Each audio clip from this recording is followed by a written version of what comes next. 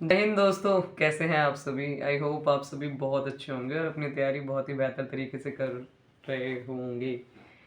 बहुत ज़्यादा दिन हो चुके हैं मुझे आप लोगों से बात करे हुए, तो मैंने सोचा आज थोड़ा सा समय मिला है, आप लोगों से बात कर ली जाए। आप लोगों को पता था मेरी जो पीओपी है, पासिंग आउट परेड है, वो 16 तारीख को हुई थी, 16 मार्च को।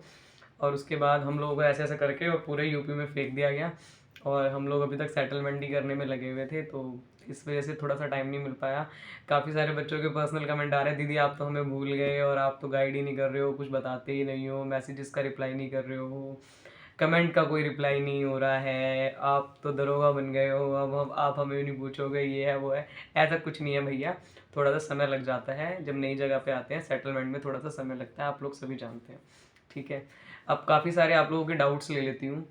बहुत सबसे जो कॉमन डाउट जो चल रहा है वो चल रहा है यूपी पुलिस कांस्टेबल का जो री एग्ज़ाम है वो कब होने वाला है। तो देखो, आप लोग देख ही रहे हो, काफ़ी सारी न्यूज़ आ रही हैं। आप लोगों ने जो इतने अच्छे अच्छे बैठे हुए हैं लोग, उनसे तो सुनते ही रहते होंगे आप लोग कि हाँ, जो यूपी पुलिस का जो अध्यक्ष है, मतलब उसके ही फ़ोन करते हुए सुना कि जो यूपी पुलिस का एग्ज़ाम है वो 29 जून को होने वाला है।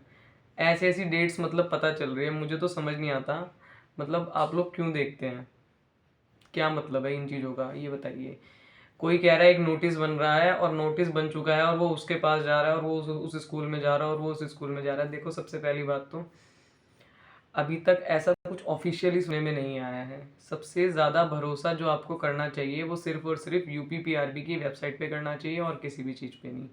दूसरी बात, ऐसा भी नहीं है कि ये सारी चीज़ें झूठ हैं, क्योंकि जब सरकार ने आपको आश्वासन दिया है कि आपका 6 महीने में एग्ज़ाम हो जाएगा, तो आपका 6 महीने में एग्ज़ाम हो जाएगा, इस बात को आप मान लीजिए, ठीक है। आपका जो एग्ज़ाम है वो जहाँ तक मुझे लगता है वो जून के लास्ट तक और जुलाई के स्टार्टिंग तक हो जाएगा। क्यों? क्योंकि उस टाइम तक इलेक्शंस भी ख़त्म हो चुके होंगे और फिर तुरंत आपका एग्ज़ाम हो जाएगा और उसके बाद आपको उस टाइम नहीं मिलेगा। काफ़ी सारे बच्चे जो बिल्कुल नए नए आए थे तैयारी में, उन लोगों के लिए ये गोल्डन पीरियड है, ठीक है। आप लोगों ने कोरोना में बहुत सारे लोगों की कहानियाँ सुनी होगी कि कोरोना टाइम पे, इवन मैंने भी कोरोना टाइम पे जिसने पढ़ाई कर ली थी ना, वो कोरोना के जैसे क्वारंटाइन डेज ख़त्म होते ही और जब धीरे धीरे एग्ज़ाम्स होना शुरू हुए थे, वो तुरंत पेपर क्रैक कर गया था वो बच्चा। क्यों? क्योंकि उसने उस टाइम को यूज़ किया था जब सारे के सारे लोग डर में भयभीत होकर और टाइम पास कर रहे थे।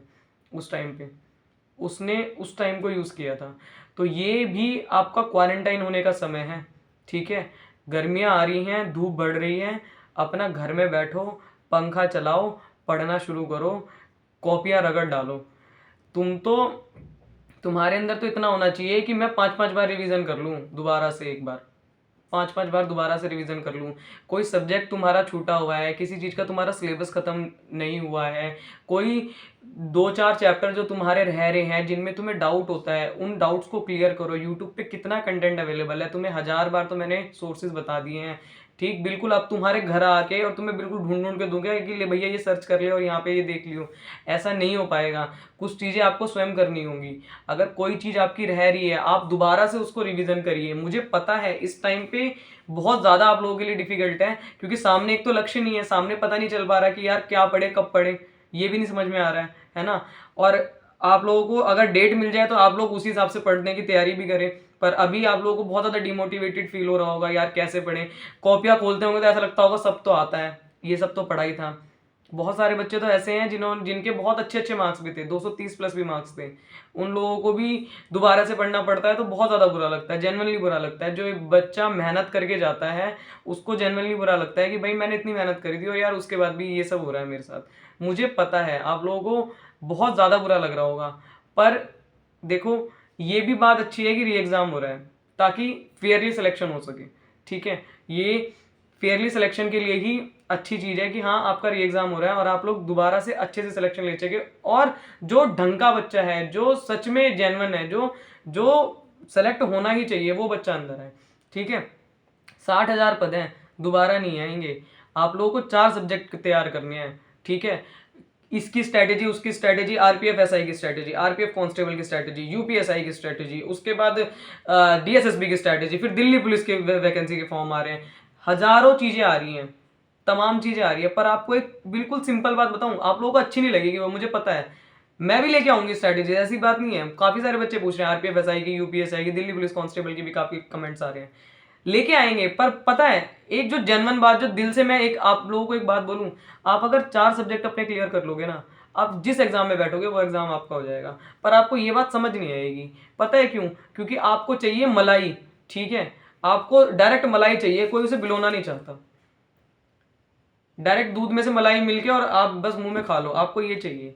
अरे तुम 4 सब्जेक्ट अपने क्लियर करो, क्या क्या आता है किसी भी एग्जाम में। अच्छा मुझे बताओ, धरती पे जो इंडिया में एग्जाम चल रहे हैं उसमें क्या आता है? मैथ, रीजनिंग, हिंदी या इंग्लिश और जीके, ये 4 ही सब्जेक्ट तो आते हैं। अगर तुम ये 4 सब्जेक्ट क्लियर कर लो तो क्या तुम किसी भी एग्जाम में बैठने लायक नहीं हो? तुम हर एग्जाम में बैठने लायक हो, तुम हर एग्जाम को क्रैक करने लायक हो, बशर्ते आपने उन 4 सब्जेक्ट्स को अच्छे से पढ़ा है, ठीक है। पहले तुम यूपी पुलिस कांस्टेबल की तैयारी करते हो, उसके बाद तुम देखते हो आरपीएफ एसआई, आरपीएफ कांस्टेबल का बैच आ गया, अब तुम आरपीएफ कांस्टेबल का बैच लोगे, अब तुम उसकी तैयारी करोगे। फिर उसके बाद यूपीएसआई की वैकेंसी आ जाएगी, तुम यूपीएसआई का कोर्स लोगे, तुम फिर से उसकी तैयारी करोगे। अरे तुम कब तक ऐसे ही करते रहोगे? और कितनी बार तुमने मैथ कर ली, कितनी बार तुमने रीजनिंग कर ली, कितनी बार तुमने जीके कर ली, कितनी बार तुमने हिस्ट्री ज्योग्राफी ये सारी चीजें कर ली, कितनी कितनी बार करोगे ये बताओ? ऐसे कब तक काम चलेगा? ऐसे नहीं काम चलेगा, समझ रहे हो ना? तो आप लोग अच्छे से पढ़िए, अच्छे से तैयारी कीजिए, आप जितना ज़्यादा हो सके अपना टाइम जो है वो स्टडी को दीजिए। बिल्कुल भी परेशान मत होइए, आपका एग्ज़ाम होगा 6 महीने के अंदर ही होगा, ठीक है, पर अपना पढ़ाई पे ध्यान दो, ठीक है। जय हिंद।